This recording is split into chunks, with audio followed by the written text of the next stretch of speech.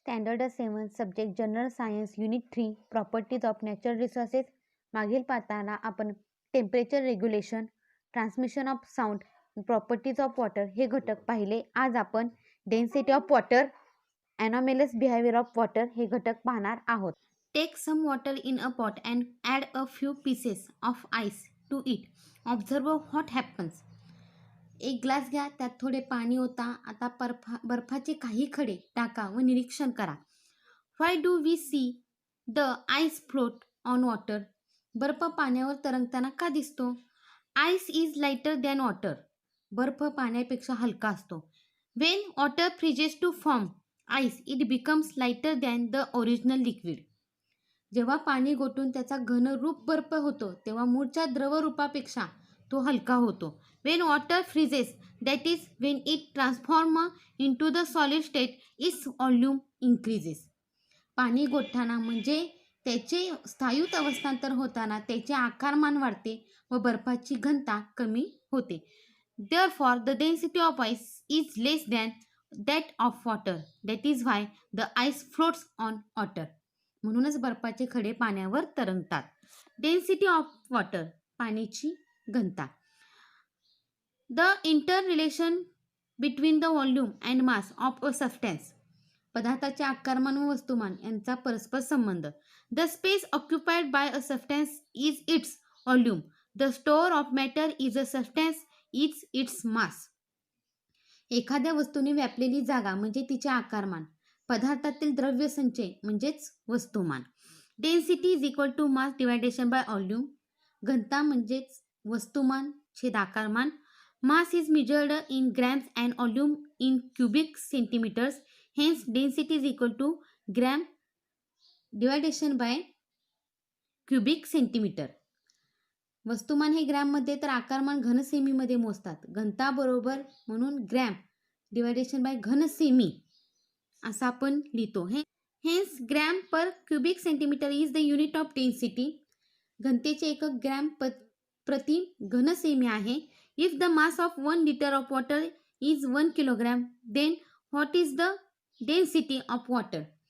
1 litre पाण्याचे वस्तुमान 1 kilogram एवढे आहे तर पाण्याची घनता किती असेल? मुलांनो, सूत्रामध्ये घाला आणि काढा, तुम्हाला जमेल ते. ॲनॉमेलस बिहेवियर ऑफ वॉटर, पाण्याचे असंगत वर्तन.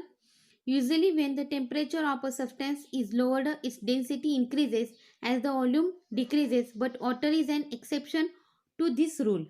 साधारणपणे पदार्थाचे तापमान कमी केल्यास त्याची घनता वाढते व आकारमान कमी होते, परंतु पाणी याला अपवाद आहे. Keep a glass full of water in the freezer for 5 to 10 minutes, then take it out and observe it carefully. ग्लासभर पाणी 5 ते 10 मिनिटे फ्रीजरमध्ये ठेवा. नंतर तो ग्लास बाहेर काढा व काळजीपूर्वक निरीक्षण करा. From which part in the glass does the water first start freezing. पाणी गोठण्याची सुरुवात कोठून कोठे कोणत्या दिशेने झाली आहे? The density of water is peculiar. पाण्याच्या घनतेचे एक वैशिष्ट्य आहे. Wien water at normal temperature starts cooling it's density increases like that the of most liquids. नेहमीच्या तापमानाचे पाणी थंड होऊ लागल्यावर सर्वसाधारण द्रवाप्रमाणे त्याची घनता वाढत जाते. However if its temperature falls below 4 degree Celsius it's density start decreasing. मात्र 4 अंश सेल्सिअस तापमानाच्या खाली तापमान गेल्यास पाण्याची घनता कमी होऊ लागते. This means that the density of water is maximum at 4 degree Celsius. म्हणजे 4 अंश सेल्सिअस ह्या तापमानाला पाण्याची घनता सर्वात जास्त असते. If the temperature of water is lowered below 4 degree Celsius it's density decreases and volume increases. व 4 अंश सेल्सिअसच्या पाण्याचे तापमान कमी केल्यास त्याची घनता कमी होऊन आकारमान वाढते. It means that water expand when the temperature falls below 4 degree Celsius. This is called the anomalous behaviour of water. म्हणजेच 4 अंश सेल्सिअसच्या खाली तापमान जाऊ लागल्यावर पाणी प्रसरण पावते, यालाच पाण्याचे असंगत वर्तन असे म्हणतात. Take 2 big glasses of water, add 4-5 spoonfuls of salt to the water in one glass and dissolve it completely. Now place a potato in the water in the second glass. The potato will sink.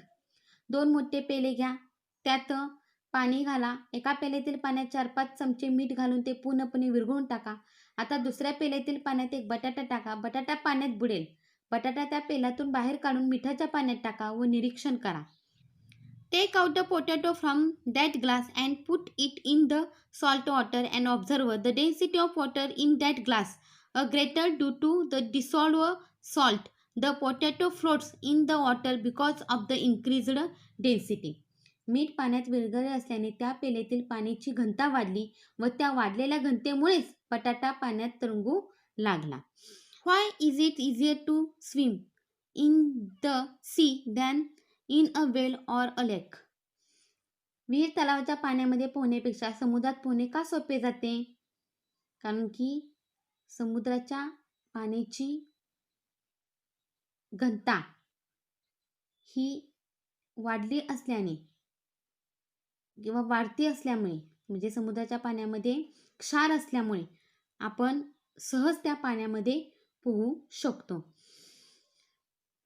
In the above activity, the salt dissolves in water in the glass. That is, it disappears. What happens when it disappears like this?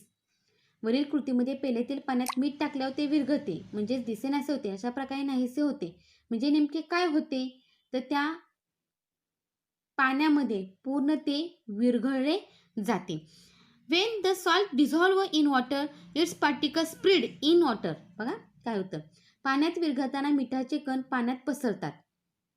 Slowly then become smaller and smaller. हळूहळू ते आणखी लहान होत होत शेवटी इतके लहान होतात की ultimately they become so small that they cannot be seen. की ते दिसेनासे होतात. That is, they mix completely with water. म्हणजेच ते पूर्णपणे पाण्यात मिसळतात. This is what is called dissolving. आणि यालाच विरघळणे असे म्हणतात. आता आपण इथं काय दिलेलं आहे बघा. सॉल्यूट म्हणजे द्राव्य. द सबस्टन्स दॅट डिझॉल्व म्हणजे जो पदार्थ विरघळतो. फॉर एक्झाम्पल सॉल्ट म्हणजे मीठ. Solvent the substance in which the solute dissolve ज्या पदार्थात द्राव्य विरघळते. फॉर एक्झाम्पल वॉटर पाणी. सॉल्युशन म्हणजे द्रावण.